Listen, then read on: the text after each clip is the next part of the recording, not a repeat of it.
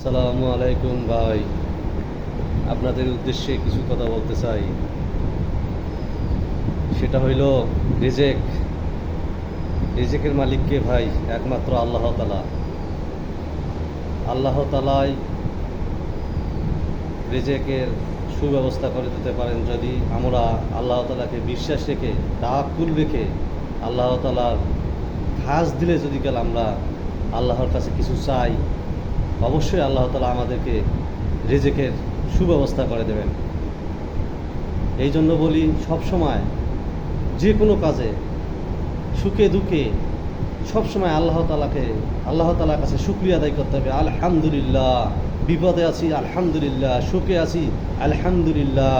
এই আলহামদুলিল্লাহ শুকরিয়া কত বড় যে নিয়ামত, একমাত্র আমরা জানি না, আল্লাহ তাআলাই জানেন।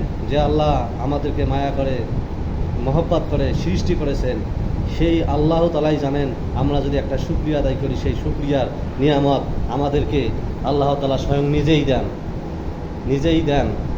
এটা যদি আপনারা বিশ্বাস করেন, তাহলে আপনারা বিশ্বাসের সাথে আল্লাহ তাআলার প্রতি তাওয়াক্কুল রেখে আপনি ৫ ওয়াক্ত নামাজ পড়ে আল্লাহ তাআলার কাছে চান, অবশ্যই আল্লাহ তাআলা আপনাকে উত্তম রিজিকের ব্যবস্থা করে দেবেন। আসসালামু আলাইকুম।